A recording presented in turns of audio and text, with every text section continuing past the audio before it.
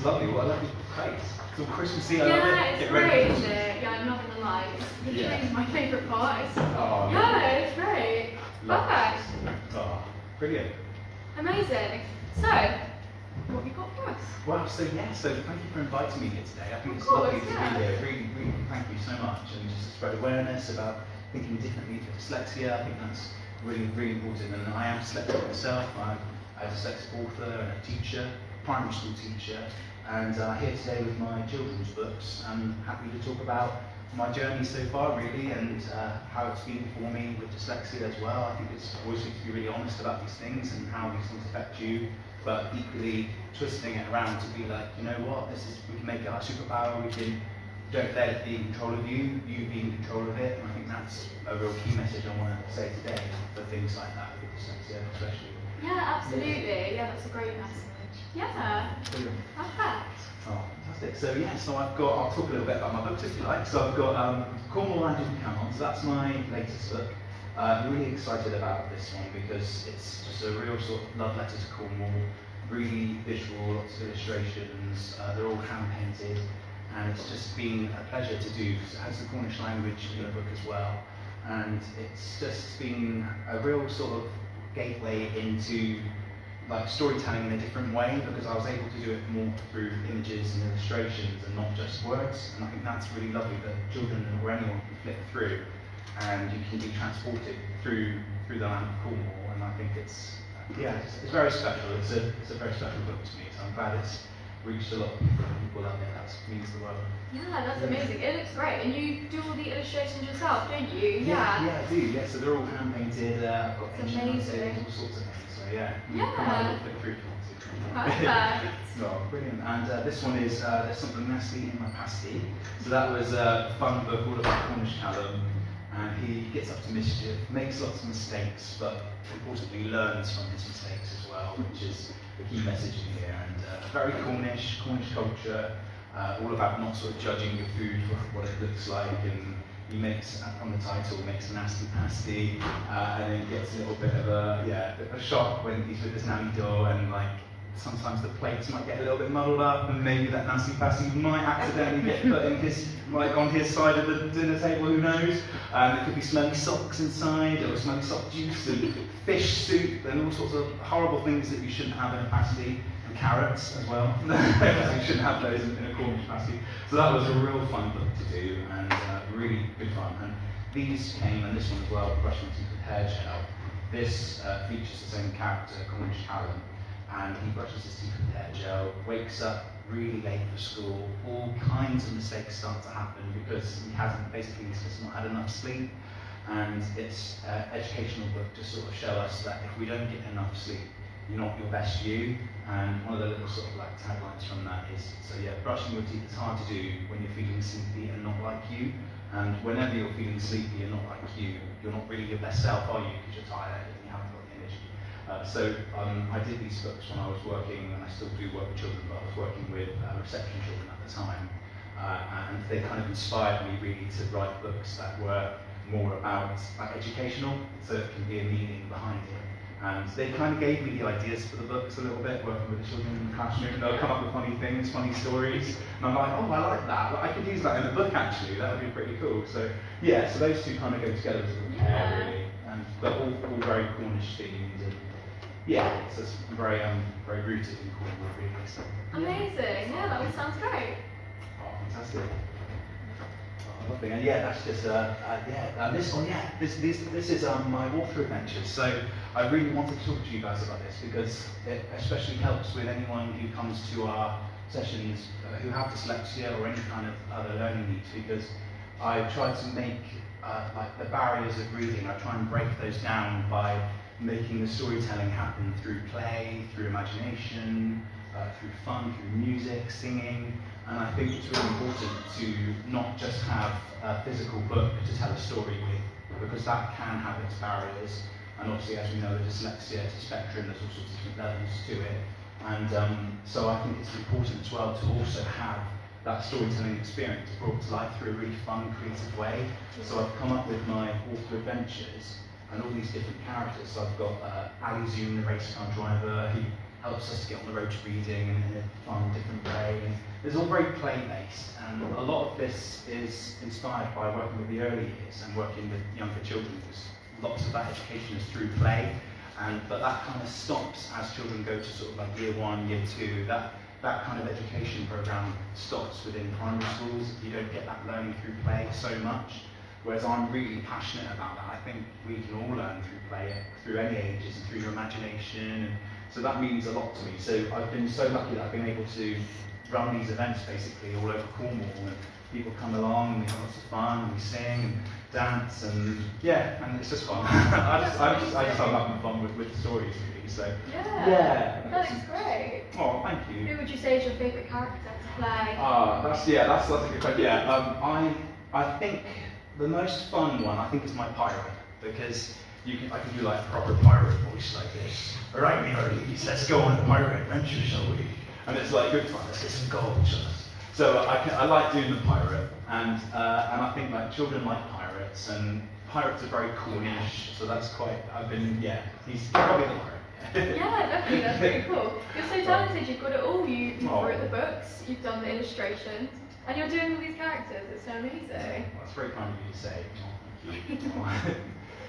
Oh, lovely. But yes, that's the author adventures, and so I wanted to talk to you as well about how the dyslexia impacts me, because I think it's really good to be really honest about dyslexia and how this affects everybody, and it affects everybody differently.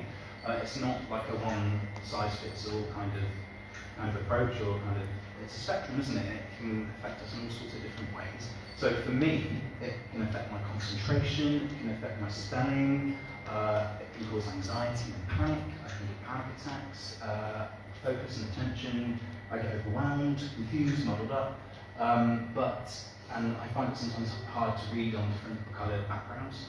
And it can make my reading and writing, it can just mess up my concentration, and I'm quite hard on myself, so I will be like, oh, I'm not doing it correctly, or I need, why can't I get this to work, and I beat myself up a little bit, or I'm certainly used to, whereas now I don't think about this anymore, or the things that I struggle with, and I think, no, I'm not going to let dyslexia take this over me. I am in charge of dyslexia, it's not in charge of me. And so I've found ways of dealing with all of these things that can make it a bit of a hiccup, or I can find hard or challenging.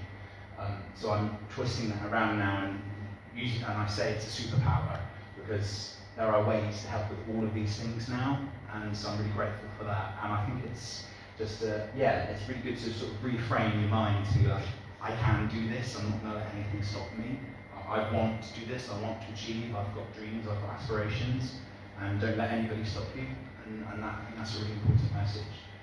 Yeah, that's really inspiring for anyone who struggles with dyslexia as well. It's just amazing how far you've come, and you've got all of these amazing books. But yeah. It's very kind. Well, thank you very much. And so dyslexia is a superpower. So I want to talk to you about like now being an author and a teacher, and just the focus and being able to be creative. I think for me and a lot of other people that I've met that are dyslexic, we're very creative people. We use our imaginations a lot more. There's a real parts of our brain and our imaginations that are unlocked because of dyslexia, which is a real lovely way of thinking about that. So like, actually, this is a superpower. Look at the things we can do now, and we're more able to be creative, have more ideas. Lots of people are more musical. There's a load. It's opened up a lot of doors instead of closing them. I think that's a real key message as well. That if you've just been told you're dyslexic, or and you want to think, how do I deal with this? What do I do? What support's out there? I think it's really important to just be like, actually, there are ways that we can make this work, and it's a superpower. And I think it's important to say that. So that's, it's a real strength, and it helps me to think in pictures and big ideas. And I'm an illustrator too, so it helps me to illustrate, because I'm thinking more about the pictures and the visual. So that's been a real key part for me, really. And technology now, technology is always moving forward, isn't it? And I think like really good use of AI is like the dictation and talking into phones, and it can read it back to you, and like I use that every day. That is like it's amazing. I need to write my shopping list. I'm like, please help me. Like, I'm just talking to my phone, like, please just help me. I literally yesterday I was in the supermarket, and I spoke through my phone, and I got it to.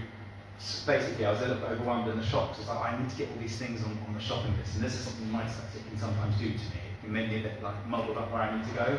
So I had it organised by aisle, where all the food I needed, so like all the meat or whatever, all the veg, and like it was all organised in a really nice list, and I was like, thank you, and that was like a really good use of AI. Yeah. So that was good. So that was ChatGPT, I think. But yeah, so those kind of things can just help you to, if you have dyslexia, just organise things for you. Yeah, definitely. And I think that helped me anyway. But yeah, and that was a real life moment. But yeah, no, definitely. I feel like obviously AI is getting a bit of a bad reputation at the moment, and I can see how it is negative in some ways. But for dyslexia, for example, it's really great that you can use it for that sort of thing. Yeah. Absolutely. No, I agree. I think you're right. There is a lot of like with AI. I mean, it's advancing all the time. It's changing all the time. Yeah. But I agree. I think if it's used properly and for educational purposes, like just making a helpful list to help you not get overwhelmed in a shop, you know, that's great. So like, you know, I think there are ways, aren't there? Absolutely, yeah.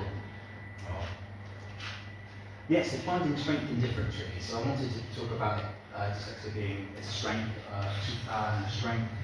I discovered that I had dyslexia when I was 21, and it was a little bit of a shock at first, but at the same time, I kind of knew that there was something, because I went through all of my secondary school and primary, but more secondary, if I'm honest, really struggling and not really knowing why, and I kind of thought, what's going on, like, why am I struggling with this? Like, nobody really picked it up, and also, I mean, there wasn't really the awareness happening when I was at school that there is now. There's a lot more support, a lot more awareness. There wasn't really a lot of that back in like the late 90s and things. And I guess what I did, which I wouldn't recommend, is I did something called masking, which is basically you are completely covering up the fact that you have any kind of difficulties, and you're hiding it from everyone because you feel like maybe you're in school or you're in a situation where you might not be able to say, oh, actually, I need help, I'm finding this really difficult. And like the 14-year-old me wouldn't do that. I would sit there at the back of the room crying in the textbook. I just wasn't ready, and it wasn't school back then. Wasn't for me anyway.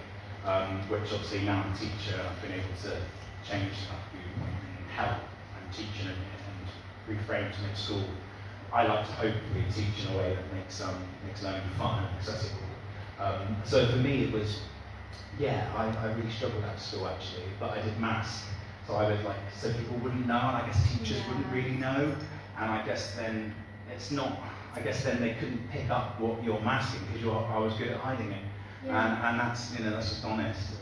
But there we go. But I was able to sort of get through and get by, but really struggled, and I didn't really know why until obviously I was at uni and college, and I got an assessment done. I'm like, thank you, that answers a lot of my questions. And actually helped me, because I thought, okay, now I know, I can now find out what helps, and then as soon as I started using like the overlays and things that help. So that was really, really helpful. That must have been quite a big shock at first. Obviously, like you had your whole childhood not really knowing why there was that struggle. So how did it feel kind of getting the diagnosis? Was it a bit of relief, or Yeah, it was a relief. It was a little bit of both, because there was a part of me that was worried, thinking like, what does this mean? And I've got through all of school, like what does this suddenly going to change? Can I didn't really know, because I'm not really one for labels and things like that or whatever, but I like knowing what things, if I know what something means, I can then tackle it and be like, right, I'm not going to let this stop me, because I'm that sort of person. I don't let things sort of stop me. If I've got drive, if I've got ambition, I'm a go-getter sort of person in life, and I think that's a healthy mindset. Yeah, definitely. So I was a little bit like, does this mean I can still be a teacher? Is this because I always wanted to do that? And does it mean I can still teach art? Because I taught art first. And I had all these questions. I thought, would I be able to? Am I all right to? And I was like, yes, actually. And then I had great people around me being like, yeah, of course you can still teach, and of course you can do all these things, because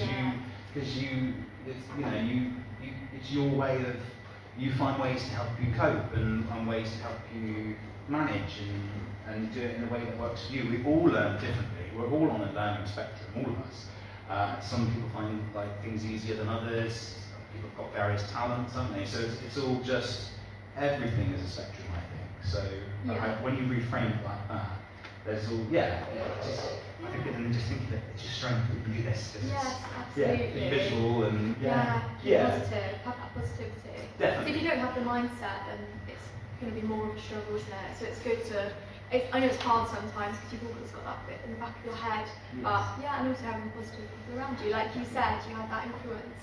So that's really good, yeah. Thank you, yeah, definitely. And so more about the superpower. So I'm a very visual thinker. And I love to draw. That helps me when I'm doing notes. I do doodles and drawings, so that makes me helps me when I'm in a setting where I'm like with my work. I might take some notes, and sometimes I'm like, oh. So for me, if I draw little symbols, little pictures, little objects, I know what they mean to me. So I go back home later and look over that and be like, oh yeah, a little cloud or a little star. What does that mean? Oh, I know what that means. And it's like, I can link it back to things that mean something to me, or little drawings. And then in staff meetings, though, I used to get in trouble a little bit because there would be a really important staff meeting going on in school, and I'd be there with my notebook, like everybody's writing all these like really important teaching notes, and I was there doing it too, but I was like doing it as little symbols, little drawings, little doodles. So other people would look over my shoulder and be like, Mr. Hoswell, are you actually taking notes for the school meeting, or are you just drawing and doodling? Because they know I obviously like to draw. And I was like, I am, this is just my way of taking notes, like this is just what works for me. So that was quite funny. But but I guess you feel you have to sort of explain, like this is how I learn, this is how I work, but that's all good. But, absolutely. It's good. So my message really for everybody who has dyslexia, or if you've just found out you have, is keep climbing, keep going, and it's a different route to success. So I've put here different, not less. Dyslexia is not to be viewed as a barrier, but simply a different route to the same destination, and I think that's an important message. So it's just a different route to the same destination. We're all trying to get to where we need to be, and we're just going a scenic route. It's more creative, it's more colourful, it's a more colourful path. And I think that's a real key message as well. And tools for life, so using music, rhythm, movement. That helps me with to help me process information, singing and using lyrics. So basically, like karaoke tracks, when you see all the words light up, that really helped me to be able to identify and read those words, because they're coming up at the same time as when someone's singing, or like a cue to sing, and that's really helpful. And also subtitles on the TV. That's been a really cool way of just like, you can, and I just like that because you can look at how words are spelt and things, and I quite like that because, like especially when I first found out, and I kind of started to put the subtitles on a little bit, and I could match the visual to the auditory, and I think that's important too. But we all work in different ways, but that helped me. That definitely helped me. But and just encouragement as well. Like just keep climbing, keep going. Every little step matters, every little mini step, every big step, everything, every step matters. And just use your imagination, your drive and resilience, and just keep going. And don't let anybody or anything stop you. Just go for it, keep going. Absolutely, that's a really great message.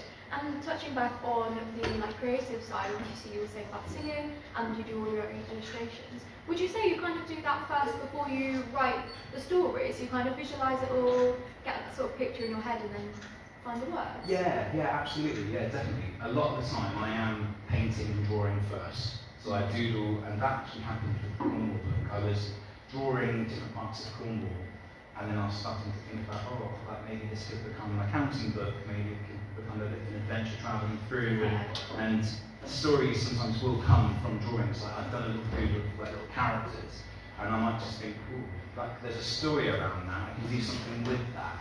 And I need the visual first, whereas I know authors write a story and then maybe get an illustrator to illustrate them. Whereas, it's the other way around, like I'm saying, I draw first. All the time I paint and draw these little characters. And then I think, is there a story here about this one? Could I do something with this? And it kind of comes around that way, really. So it's, yeah, it's a sort of creative process. But no, I like that because then you get to see the character and you can kind of see their personality first before you kind of have to make it up yourself. Definitely. But yeah, it's amazing. Oh, thank you.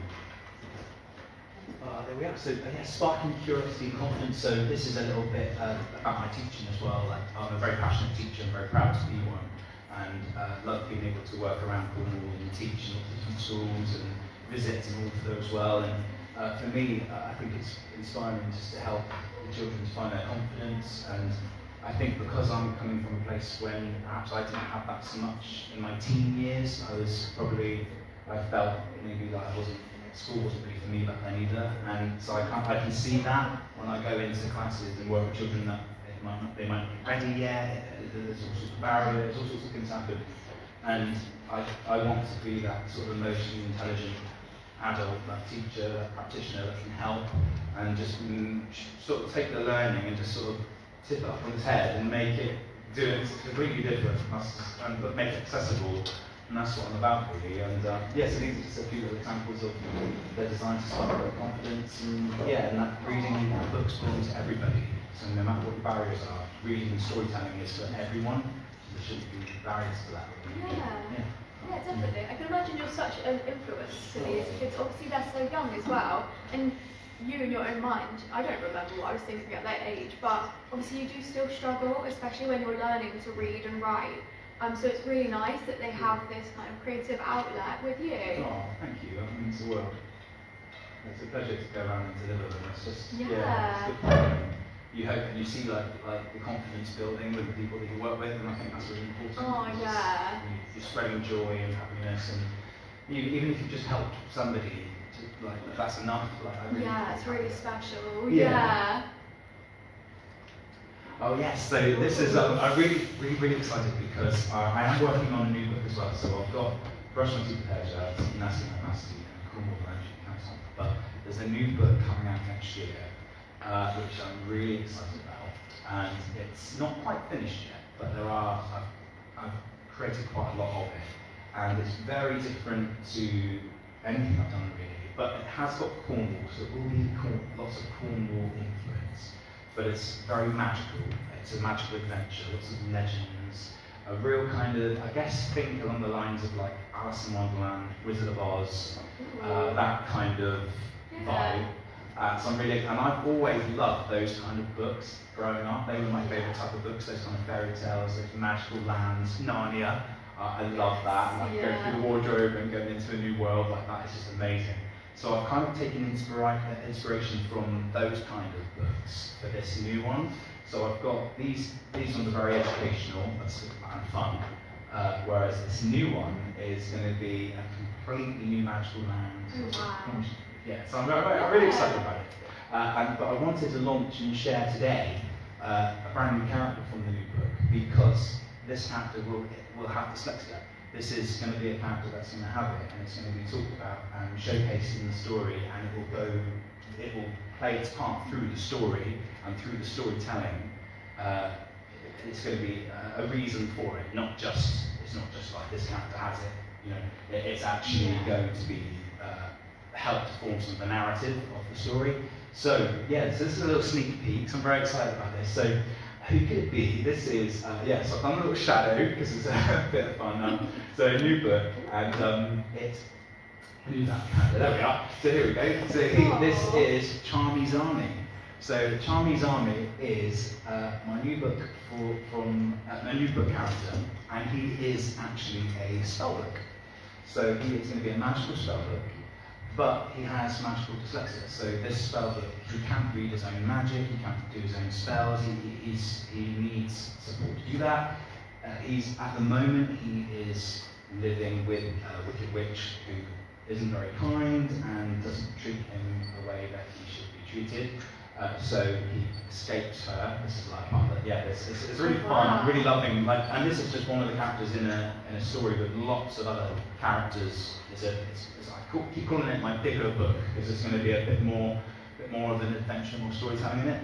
And so Charmy's Army, he's with this wicked witch, and she's just not very nice. So he gets away from her, and he meets some new friends. He's obviously scared. He's alone at first. but he meets some new friends and it helps him to unlock the magic that's within him, which we all have, the magic that's within us, and obviously his magical dyslexia, which are barriers, he can then find ways of dealing with that with all the ways that I've talked about, so being creative, imagination, through play, through music.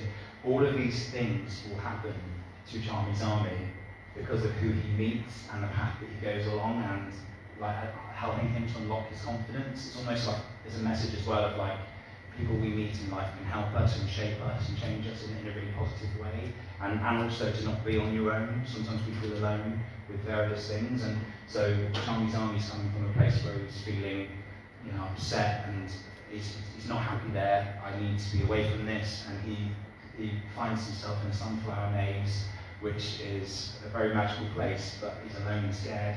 And then he meets these two very incredible characters that I can't wait to show, because they're the two sort of main characters of the book and the title of the new book. But all will be revealed in the future. But for now, I wanted to show Charmy's Army because I love him, and his hat is a bookmark, so I'm really happy with that little bookmark hat. And he's cute and. He's really cute. Oh, yeah. Thank you. Thank you so much for sharing that with us. It's nice to get like a little sneak peek. Yeah. That sounds like such a nice little story behind it as well, rather than it just being, oh, he's got dyslexia and these are the struggles. It's a really nice way to have that kind of metaphor, the story and the struggle of it. And escaping the wicked witch. Yeah, it sounds amazing. Oh, thank you. Yeah, I'm really excited to explore more about what this character does really. So they're really good at solving the puzzles and problems and spotting details that maybe other people don't see.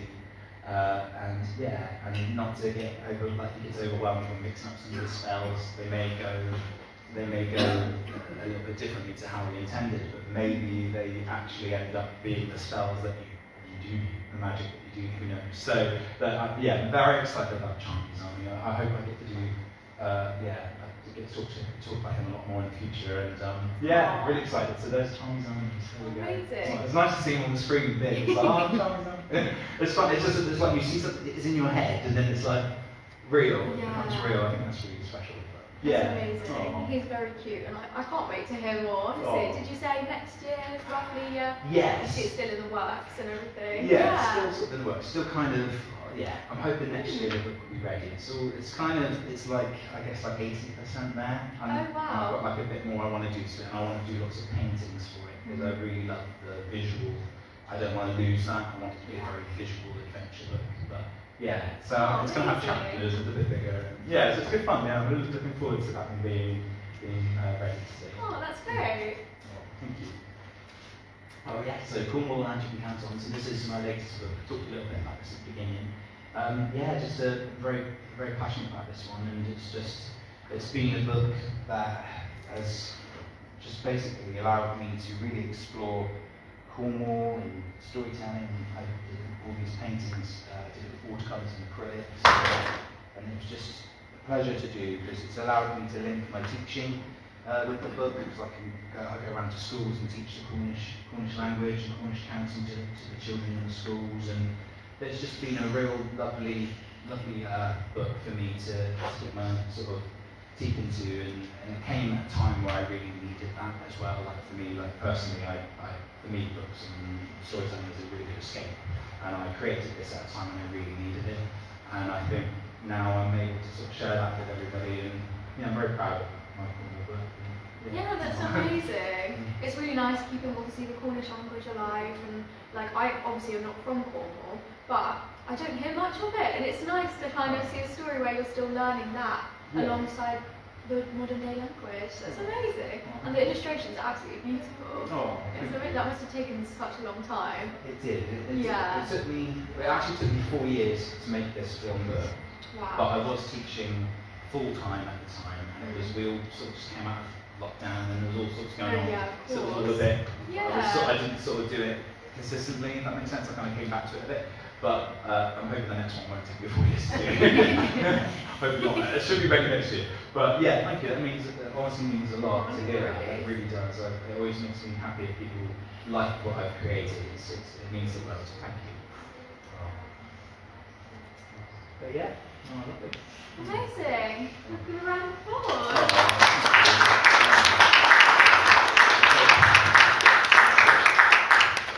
Amazing. Well, thank you so much for joining us. I'm just going to turn to you guys now and ask if anybody has any questions. Yes? Where'd you get the inspiration for your characters? You've got some sort of mischievous young boys, and yeah, really interested to see where they get the inspiration. Yeah, thank you. Yeah, so that was basically Cornish Callum. Yeah, a lot of my inspiration for those for Cornish Callum was working with the children I was working with at the time in the classroom, because they would come to me and tell me all these like stories and things that they'd kind of done. And I was like, oh, that's quite fun. And like, oh, Mr. Hoswell, I did this, or I've done, and they'll come up with all these like fun little tales. And we were talking about something about brushing your teeth and about like how you clean our teeth properly. And like, I would always gel my hair, and still do, and then gel my hair at school. And they were like, oh, what if you brushed your teeth with hair gel? That would be like really gross, wouldn't it? That'd be disgusting. And I was like, oh yeah, like, how can you imagine that? Like, and I was like, oh, hang on a minute. That's a story there. We can have a bit of fun with that, a bit of brushing your teeth with hair gel. And like, I've been tired myself, and I've been, oh, I reached the wrong thing, and yeah, maybe brush my teeth with that. But yeah, so the inspiration really for those characters, I would say, I've worked with so many incredible children over the years, all these different personalities. So it's like probably a combination of some of the characters I've met in real life, a little bit. If that makes sense. Is it the same for the latest one, Charlie? Yeah, so Charlie's Army, I guess he is a little bit of me in him because of the dyslexia point of view. So there's that vulnerability side, that I've taken that from me, but then I've made him, he just exists in my mind as his own person, like as his own creation, if that makes sense. So they're always alive in my head, so I guess, but there's a lot of me. I guess there's a lot of me in all of them, but there's a lot of me in that character especially, I think. Yeah. Oh, amazing. Does anyone else have any other questions? No? Perfect. Well, Alasdair's going to be here for a while over on that table with books to sign and any other questions at all. I'm sure you'll be happy to answer. Yeah, absolutely. Amazing. Lovely, yeah. Do another round of applause. Thank you so much for coming. Perfect. So we do still have all of our market stalls if you want to have a little look around. We've got the raffle which we'll draw later on in the evening. So go get your tickets and yeah, we'll be back for the next talk. Thank you. Thank you very much. Thank you. Yeah, that was amazing. Thank you for live streaming it as well. Yeah, that's really amazing.